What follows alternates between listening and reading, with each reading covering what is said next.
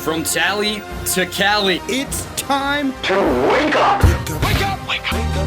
Warchant.com is your ultimate Seminole sports source. And this is Wake Up Warchant, presented by Corner Pocket Bar and Grill. One ball, corner pocket. Now here's Warchant.com's Aslan Hajavandi. And Corey Clark.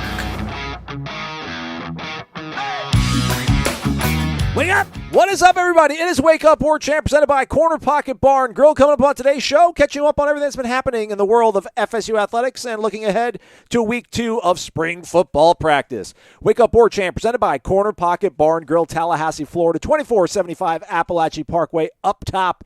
Can't miss it. You shouldn't miss it. Tuesday, it's trivia night, y'all. But before that, why don't you head over for a daily lunch special, 11 a.m. to 3 p.m., only $8.99, the daily lunch specials over at the Corner Pocket Bar and Grill. They also come with a side dish for only $8.99, all of this. On Tuesdays, we have tacos, hard or soft shell, beef or chicken, but it's all day on Tuesdays, not just 11 a.m. to 3 p.m., all day, $8.99. Check out the daily lunch special over at the Corner Pocket Bar and Grill. And again, trivia night is on Tuesday nights.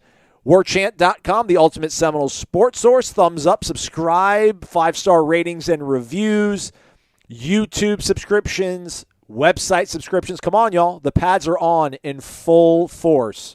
From here on out, they're just going to be padded up, popping, hitting each other, getting ready. They're all in. They're all in, or whatever the fancy hashtag is that Battle's End is using. They're coming forward all, going forward all. So you want to be there on warchant.com as it happens. Will we get a full synopsis rundown of Corey Clark on a boat later on in the show, Corey? You absolutely will, Aslan. When I go on a cruise, we all go on the cruise, huh? Yeah, that's right. I want to relay the whole experience to you guys, and it was an experience, but it was fun. It was something I will do again. It was my first time ever being on one, but I enjoyed it enough. It's self-contained enough. Don't have to worry about anything. Is just getting up and not falling over the balcony. Those are really only two worries. That everything else is kind of done for you. Yeah, I liked it. It's kind of my speed. You know, you get to do a lot of cool things because you work for Warchant.com, the ultimate Seminoles sports source, and you are able to bring your lovely girlfriend along for the ride a lot of times. But this feels like the first legitimate vacation for you guys. No, I don't want to slander her home of Cleveland, Ohio. I know you guys did that after, like, kickoff one year or something. But not that you have to leave America to go somewhere. But, like, this wasn't work-related. It was exotic. It was tropical. So good on you, man. Good on you. I would say that's probably true. We did go to Chicago last summer with Brady, but Stephanie kind of just started a new job, so she wasn't really there half the time. It was me and Brady on our own. So that didn't really count. But, yeah, her and I specifically, not counting New Orleans, obviously, because we were there for a reason. Charleston, we went for Brady's baseball. So, yeah, no, that's probably our first one. It was a Christmas gift for her. So yeah, it was a good time. We had a really good time. Had some friends there on the boat with us. Met some people. Dan Willis, a Nole. I've met him at Corner Pocket before. He was on the boat. His wife assured me they didn't follow us there, which I completely believe. He was very startled to see me, but very nice, like he was at Corner Pocket. And then there was a guy, you know me and my names, but I think his name was Eric. He knows who he is. Big, tall, good-looking guy. Was walking to the fitness center when I was walking out. Nice. He kind of stopped in his tracks and looked to his side and goes, "Corey Clark?" And I go, "Yeah, man." And so we talked for about 5 or 10 minutes. So, yeah, man, there's Noles everywhere. And at the hibachi dinner we had on the last night of the cruise, there were 4 people from Tallahassee at our little hibachi table. Look at that. They did not know who I was, which was fine. I didn't hold that against them. But, yeah, Tallahassee, man, it was representing on the independence of the seas. All right, folks, so after a 1 week-ish hiatus, maybe a little bit more than that, the football team will be back in action practicing this afternoon, so do be connected to warchant.com. Corey and I will also share our observations for tomorrow's program. We'll have interviews, footage from practice.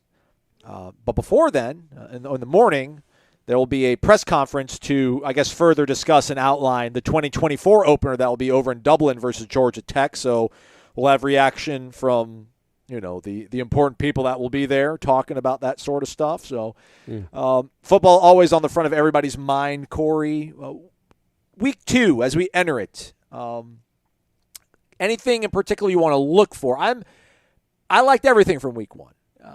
I want to see a little bit extra out of Ventrell Cypress.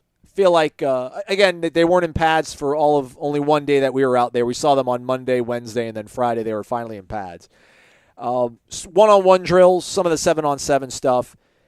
I don't know how much of it's like a learning curve, trying to figure out, some of the new techniques they're trying to teach you that you're trying to incorporate into your toolbox, but just didn't sense that being a huge piece, huge addition to the puzzle here. And he was, again, the number 2 overall prospect that was available in the entire portal. Would like to see some more sustained flash, a little sustained excellence in the practices from Fentrell Cypress to get a good shot in the arm about how I feel about this defense on the whole. Any other, not particular players per se, Core, but any sort of themes, storylines, as the Jeff Cameron Show, I think, outlined something like that themselves on the show yesterday. Yeah, I agree with that. DBs in general, this is a team that had a good defense, by any measure. I know we wrung our hands about it a lot, but on the whole, overall, it was a good defense. Certainly a drastic improvement over what we'd seen here recently. They only had 7 interceptions. That's essentially one every other game, and they had plenty of opportunities. And Greedy Vance had 3 of them. I want to see safeties making plays. I want to see I shouldn't even just relegate it to safeties. I want to see them all making plays. Don't just be okay with not allowing a completion. Go get the ball. Go attack the ball. I do want to see that. That's something I wrote about before I left for the cruise, actually. It's just wanting to see the DBs make plays, be game changers. And then also, I'll probably pay, now that they're in pads full time, I'll probably pay more attention to the defensive line and the line of scrimmage in general. But I guess I'll mention a name. I'm going to keep an eye on 21. I want to see Darian Williamson. I want to see what he has a chance. Dare I say the iron is hot, and Darian Williamson has a chance to strike it. Okay. Because there's a spot there, or two, frankly, to be won. And he's a guy that they really like. He's a guy that's got a lot of tools. I want to see him over the next 3 weeks, not just this week, but the next 3 weeks, turn into a guy that you can play opposite Johnny Wilson, because we don't know about Micah Pittman, man. We don't know if that guy's when he's going to be available. You hope it's for the opener, but you just don't know. You assume Winston Wright probably takes over in the slot, or Winston and Ja'Kai split time, and maybe Winston goes outside some. But you need another outside guy. You lost Pokey. Darian Williamson, to me, is the guy there that he just – and Kentron's had a nice start to his career. Well, I guess we're 3 years into it, but he's shown some flashes, but I just think there's a little extra something special with Darian if he can stay healthy, number one, and if he can just gain that confidence and show that consistency. So I do want to see that over the next 3 weeks, too. That would make me feel very good on the offensive side of the ball. I think you nailed it on the defensive side of the ball. Cypress is somebody I want to see step up, but just the DBs as a whole I want to see step up. What are we comparing that number 2 spot? Not the slot corner or slot receiver like a Winston Wright or Ja'Kai couldn't be thought of as the number 2 receiver opposite Johnny. But are we using Pokey as kind of our litmus test, our barometer of what we want to see from that other receiver out wide, or are we thinking we're hoping for a playoff caliber team? This is kind of what you need to be if you're the number 2A receiver on a pretty prolific offense, because they've got options. They've got bodies for sure, but I don't know, other than Darion, it feels like he's like the only one that has the potential to possibly be elite this year. Like, I like Kentron. I don't know if he ever could really be elite for you. Hakeem needs probably a little bit more seasoning as a true freshman. Like, where are you in terms of how you're judging what the production needs to be? Not so much for spring, but what you're hoping for projecting down the future for the season, Corey. Yeah, I think you phrased it correctly. I think the potential, I just think his potential is a little higher, Darian Williamson, than anybody else's. He's got a chance to maybe be special. And I mean special as in, like, I don't know, man. It's this offense. They're going to run more than they throw, but 35 catches for 700 yards, one of those, 650. Ooh, all right. Look, that's, not. I'm here for it, Corey. I'm here for it. I'm not criticizing. But I mean, a big time threat on the other side of Johnny Wilson. Yeah. That Pokey Wilson, he had an okay senior season. I mean, he wasn't bad by any means. I don't remember him making any drastic mistakes. But his production was okay. I think maybe if you look at the production of Pokey and Malik McClain and combine it, that's what I'd like to see from that other receiver. I just think Johnny is going to get so much attention, rightfully so, and he's still going to be a huge part of the offense and going to make a ton of plays. But that other guy is going to get so much one-on-one, man-to-man coverage.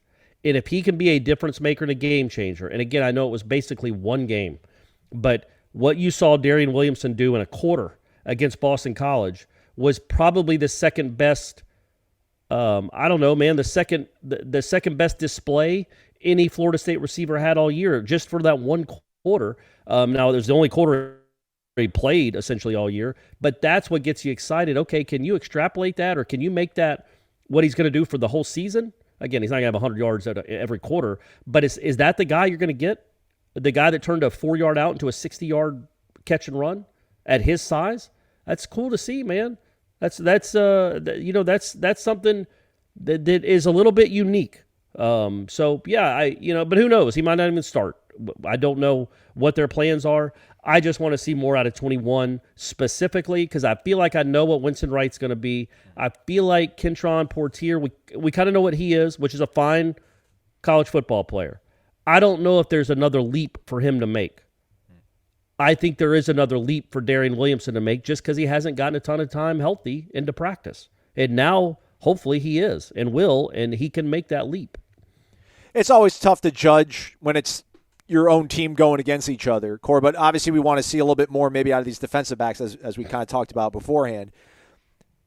How difficult is it to judge them, because Jordan is so far along, Jordan is so polished now, Jordan is so not only accurate but just mentally sharp and knows where the ball has to go, and there always seems to be something available and open, that it might be hard for those opportunities to present themselves? Or are we just hoping to see some kind of different level of aggression from these defensive backs, maybe taking more chances, or is it going to have to be more in the one-on-one stuff that we're going to have to see the defensive backs shine? Because if they step up in 11-on-11, 7-on-7, then maybe some people are going to be like, well, what's going on with Jordan?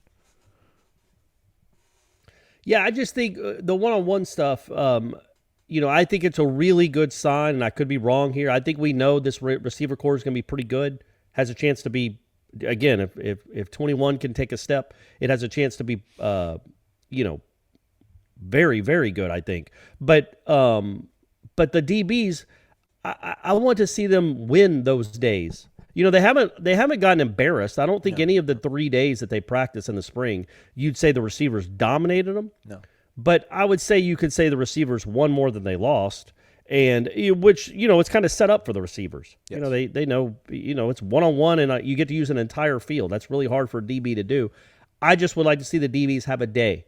Like you said, I want to see Cypress. He had a good first day, I thought, where he was the one I was like, who's 23 again? Who's the guy making all the plays?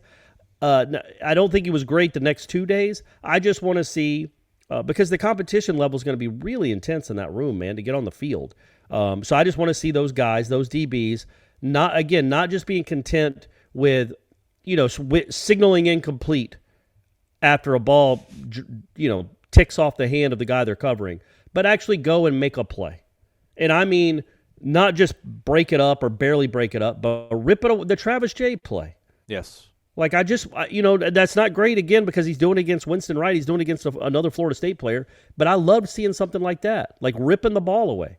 Just that kind of mindset is kind of what I want to see. And it's not easy. It's not like, if the quarterbacks are out there throwing 6 picks in one-on-ones, you're going to be like, what in the world is going on? Oh, Lord.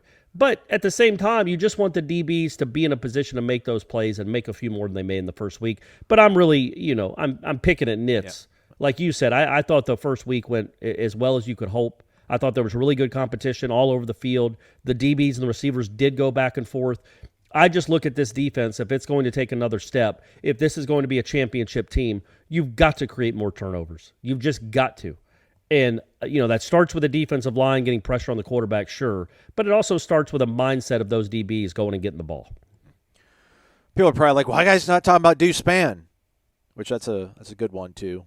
He should be out there pushing, too. So maybe even Darion. Maybe we can see some sort of 2-horse race of those guys opposite Johnny, because they certainly have the tools. And look, man, I might be completely wrong. I've been wrong before. I just think Darion's got more to him. I think he seems more polished. He seems a little bit more refined right now. There's the toughness. Yeah. But I don't. He's not slow, and he's very quick, and he's big. He's tough, he's hard to cover, man. He's just been really hard to cover. So I hope this is he's in the midst of taking that step everybody wants him to take. Noles back at practice 4 o'clock. Again, stay connected to warchant.com. We'll have the footage of the practice up as soon as I possibly humanly can up on our YouTube page, and they'll have interviews and everything afterwards as well. I'll be kicking full cylinders because I'll have vitamin energy flowing through the veins. VitaminEnergy.com, promo code WARCHANT, BOGO. That means BOGO, buy one, get one.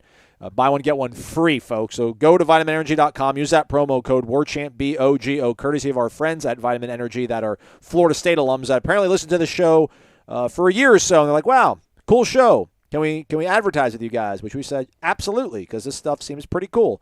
The Sport Plus is what's been on the menu for me here of late. The blue raspberry flavor, solid. Endurance and power, it says on the packaging, Corey.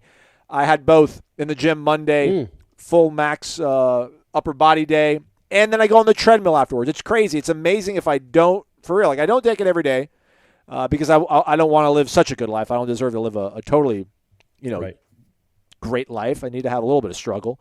When I take that stuff and I go in the gym, I can hit all my lifts, and I can still get on the treadmill and do cardio, and then I get home and I feel great, man. There's no crash because there's no sugar. It's non-GMO. It is kosher certified, and it's natural caffeine that gets you going. And I'm sure it kept you going on the cruise ship all night long, like Lionel Richie.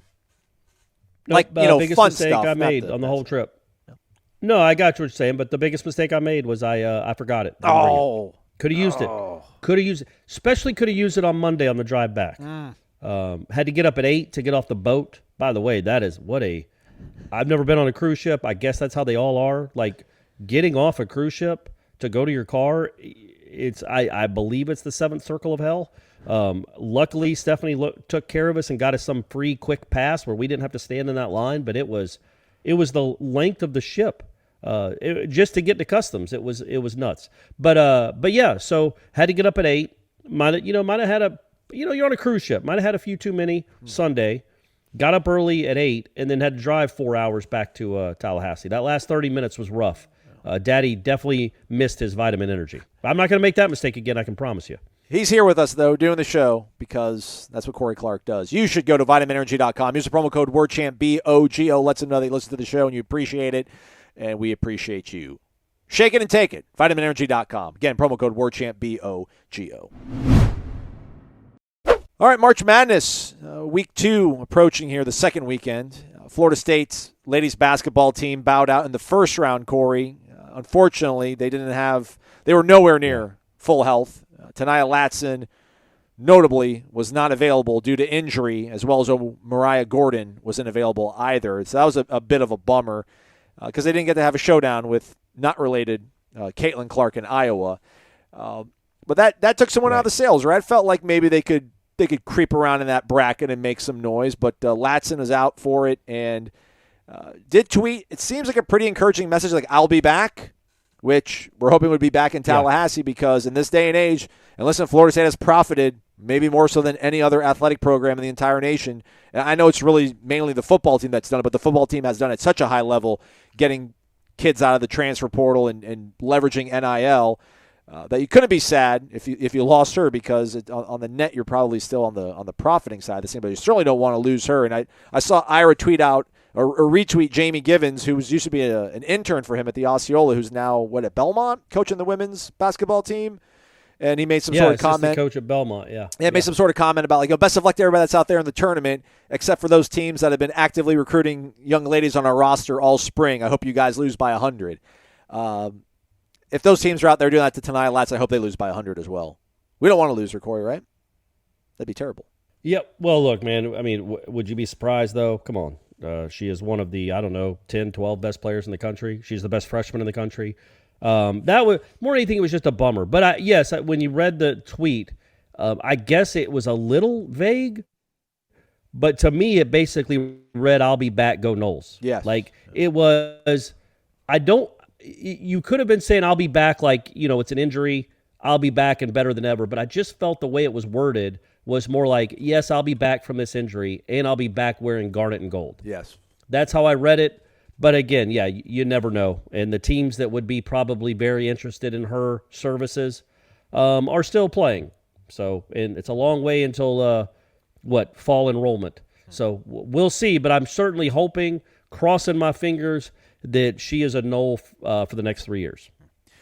Meanwhile, on the diamond, softball swept Syracuse. I think Kat Sandercock actually had her first career no-hitter over the weekend. They took down Syracuse. Yeah. A run ruled them 10-0, 10-zip, 5-1, and then 8-0 on Sunday.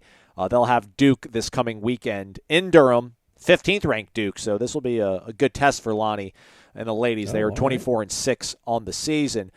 Meanwhile, across the way over at Hauser, things not nearly as rosy as they once were for Florida State. They are now 12-8 on the season. This is after a really, really rough week against UCF in Orlando in the midweek. They lost 14-3 and then 6-3. And they came back to Hauser and took it to them on Friday night, 19-8. At one point, they had 10 runs in an inning without recording a single out, Corey. It was glorious. I was there.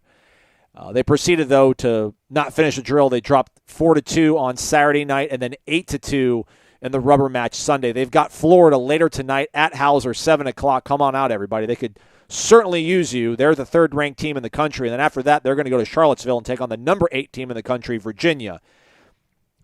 Not going to panic. 12-8, not great. I kind of tongue-in-cheek, I'm like, I want to be in a super in year one. Because the standard here for so long has obviously been we're going to at least get to a regional. It kind of has been the birthright of, 35% of the people that are listening to the show, Corey. I think I'm included in that percentage. Like, as long as I've been alive and breathing 40 air. years of, they've been in the NCAA tournament. Yeah, 40 years in a row, Corey, as you said, 40 years in a row. So 12-8 does not put you in a good position. They are in desperate need of arms. No one's coming to rescue them.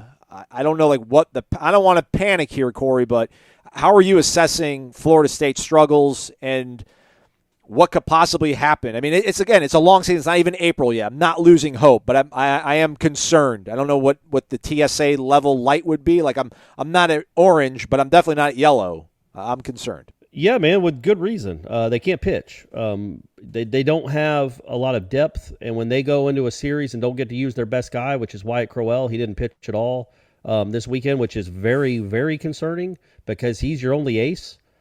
That's look, you can say it's going to be tough to make a regional. I think you might be looking at this year, Link's first year, like you looked at Norvell's first year.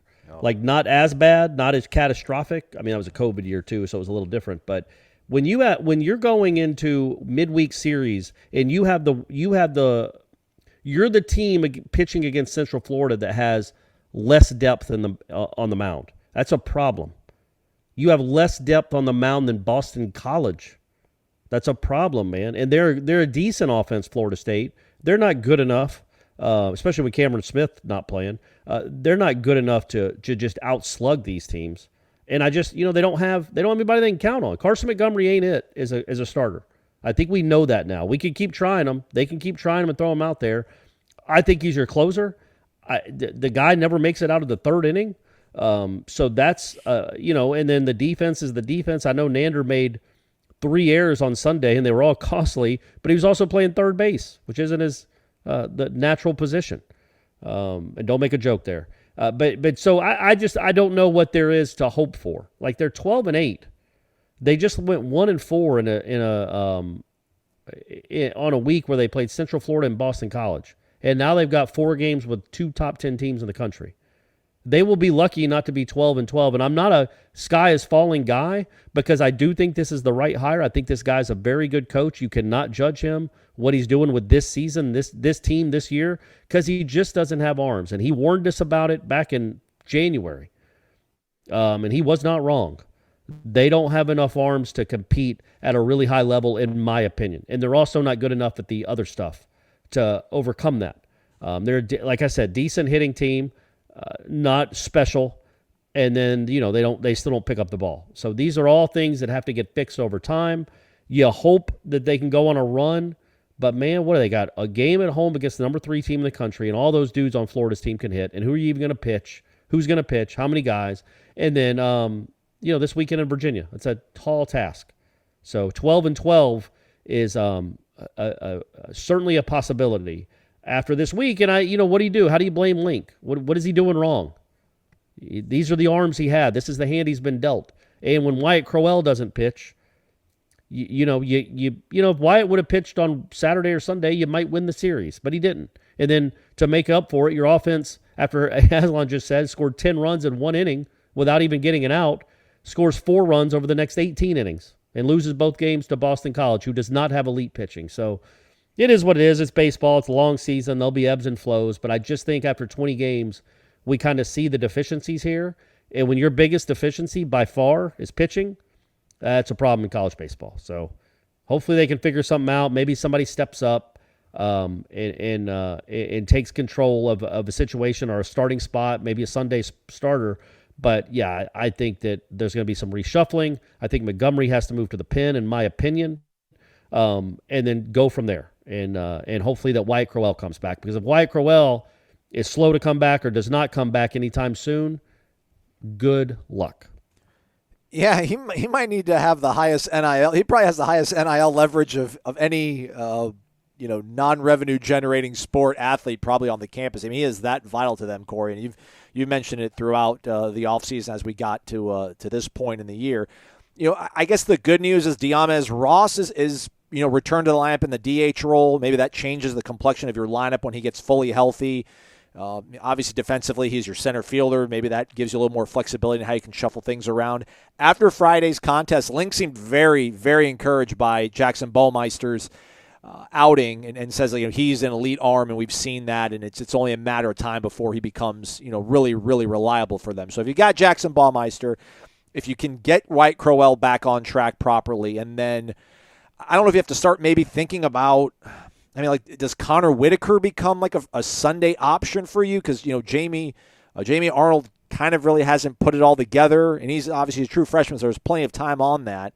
But absent somebody else stepping up, I do wonder what they end up trying to do with the Sunday role, because, the midweek guy, you can Johnny Holstaff that, but you need somebody. Even Connor Grady was good enough on a Sunday. You need to find somebody at least at that level that can give you a fighting chance, or else this will be a really long year, and you certainly don't want to break that streak in your first year as a head coach. That's just right. That's not indicative of what he's going to be, but you more or less run the guy off previously that was connected to a very important piece of your history, and this is how you show up year one. That's not the best way to endear yourself to the fan base. But I think on the whole, though, Corey, most people do realize, and to your point, that what could he have done?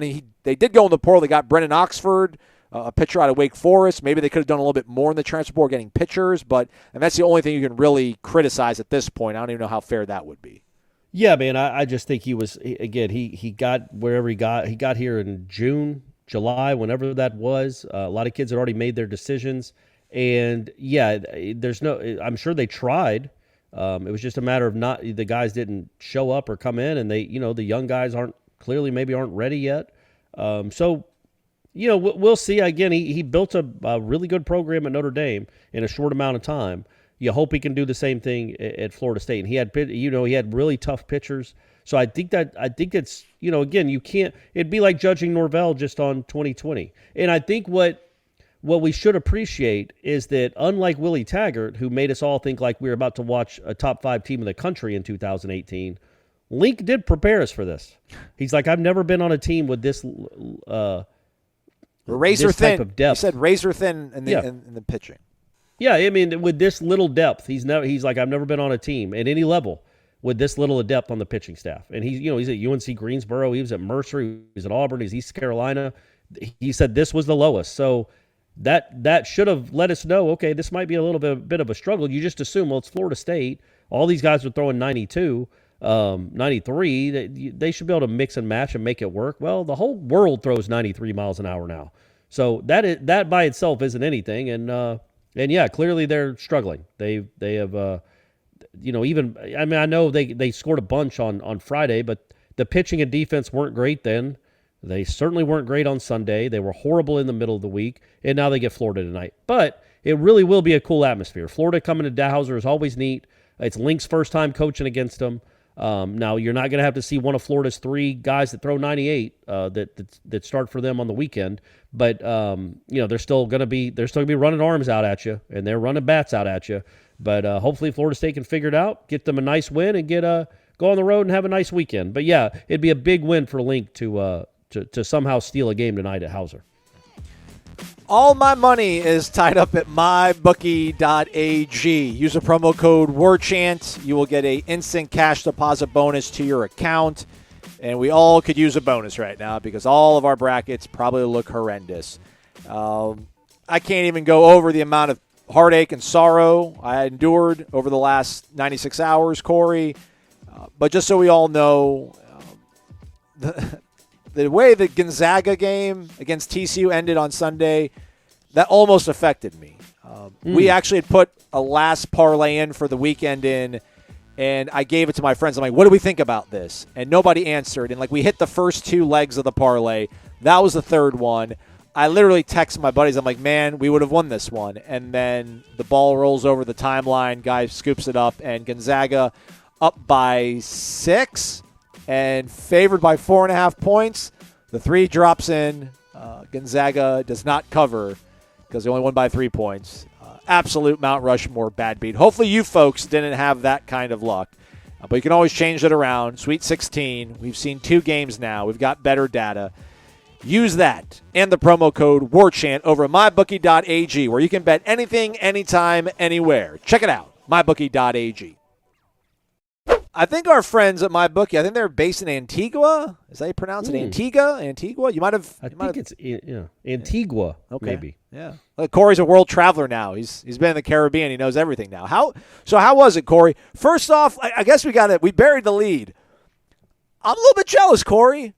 The photo that Stephanie posted of you two, bro, I don't know if you were doing upright rows before you took the photo or some pull-ups, but, bro, you got some traps. The buys were popping.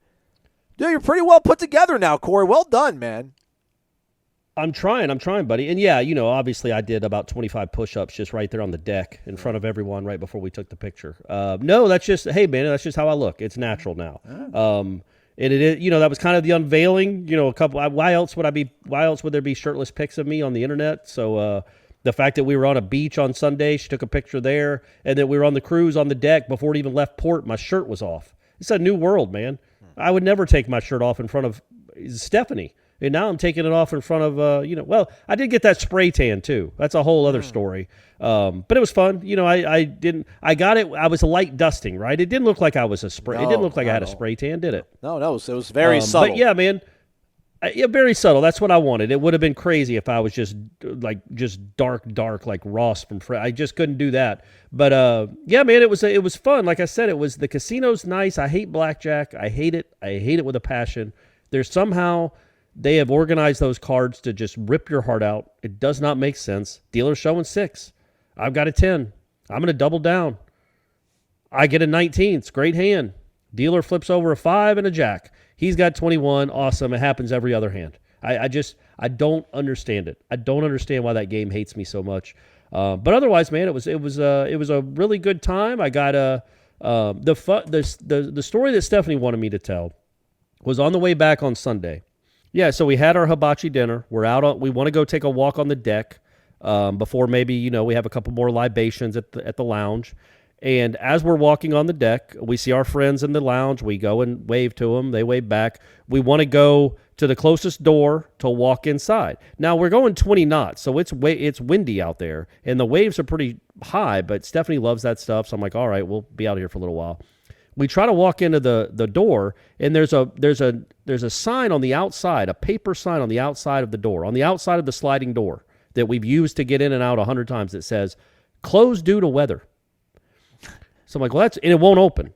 And I'm like, well, that's odd. And there's a family next to us with this dolt of a man. He's like, oh, yeah, it's closed due to weather. So we got to go. And I'm like, what do you mean? Oh, yeah, it's closed due to weather. We're outside in the weather. Like this sign should be on the other side of the door to people not to come out on the deck. The inside looks perfectly fine. So anyway, that doesn't open. We walk all the way down to the other end of the ship. It's fine. We're getting our steps in.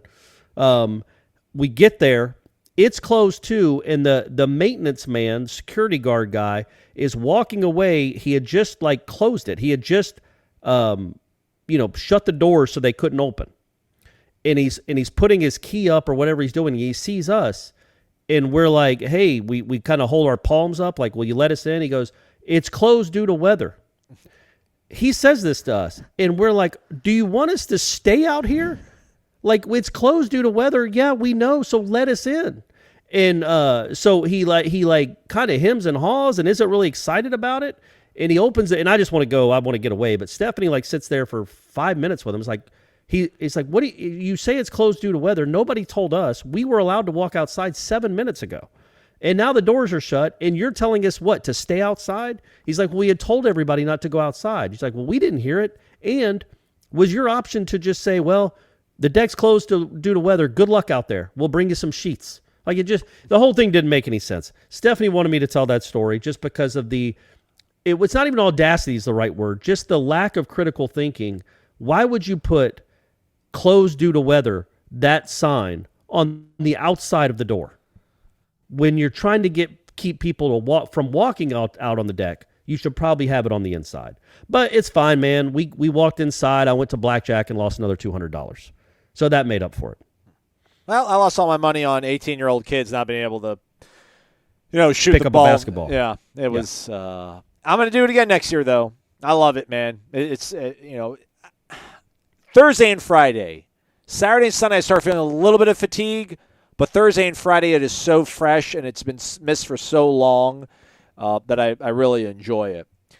On the way out, one of the weird. I was going to say though, one of the weird parts of the trip was because it was, I guess, international. They didn't have CBS channels, so the only way I could watch the tournament was they would only have one game There's only one game being broadcast on the boat, and it was on ESPN2, which is weird, right? Like I didn't know ESPN had rights to the basketball tournament, but they do at least on internationally they do. So it was on ESPN2, and it was just one game. And it wouldn't even show the scores of the other. You know how CBS will show the scores of the other 5 games going on? It wouldn't show that. It would just show, it was like a regular ESPN2 channel. So the game was on ESPN2, but it was the True TV announcers.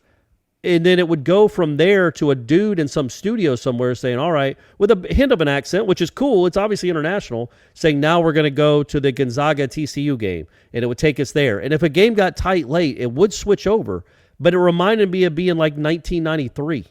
Yeah. You know what I mean? We're like, well, I hope they switch to the end of this game, but they might just sit here for the next 5 minutes and watch them run out the clock.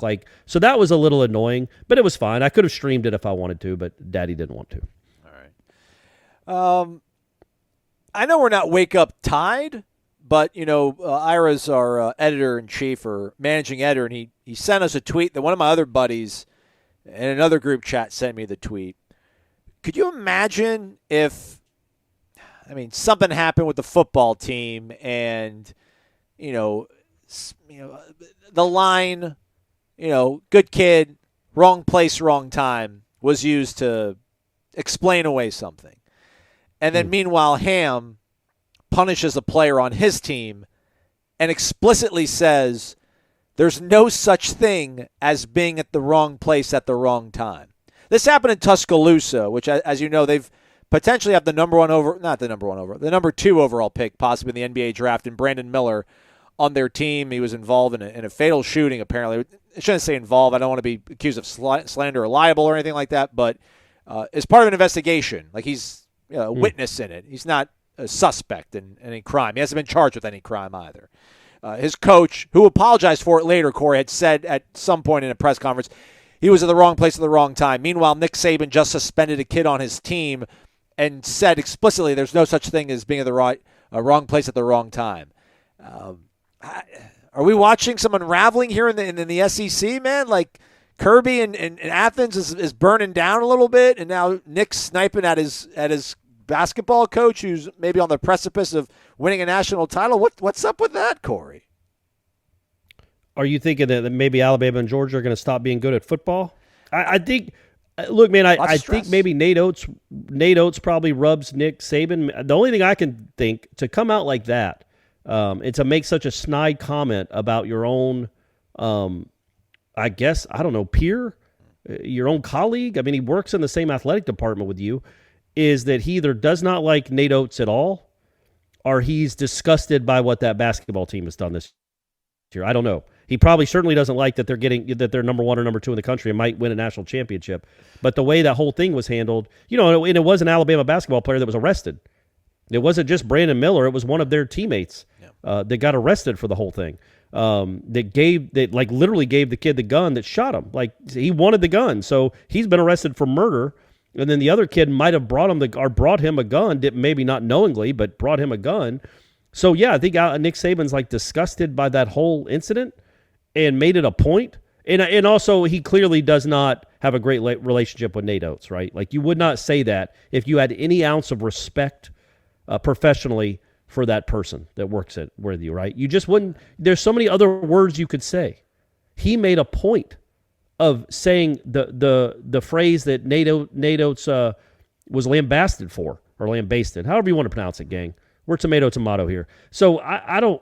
That's my only thought, is that Nick Saban does not like him at all and has no business. It has no problem letting Nate Oates and the rest of the world know he doesn't like him. And what is Nate Oates going to say? Nick Saban knows Nate Oates can say zero about it. What's he going to pick a fight with Saban? I can tell you who the Alabama fans are going to pick. If you know what I mean, like, he's got no leg to stand on. He's got no leverage. He'll just have to say, yeah, it was, and he will be asked about it. I can't wait to hear what he says. But there's no way he's picking a fight with Saban unless he knows he's going to the NBA next year or something like that. That was really, really bizarre. But as we've all said, Nick Saban's one of the good guys. And that is a wrap for Corey and I here on Wake Up Warchant. Again, a reminder, spring football practice resumes this afternoon. Before then, the Jeff Cameron Show, 1 to 3 o'clock, 93.3 FM, as well as live on YouTube, Warchant TV. That's our YouTube channel. And then at 10 o'clock in the morning, over the Champions Club, we'll be there for the press conference to celebrate the Ireland kickoff game in 2024. So any kind of reaction, I don't know, there really isn't going to be any other news break from it. It's just, hey, we're going to, flex on everybody and brag that we're going to Dublin for a football game. So we'll have the coverage from that as well. That is a wrap for Wake Up Warchant. For Corey, I'm Aslan. Thank you for listening to Wake Up Warchant, presented by the Corner Pocket Bar and Grill.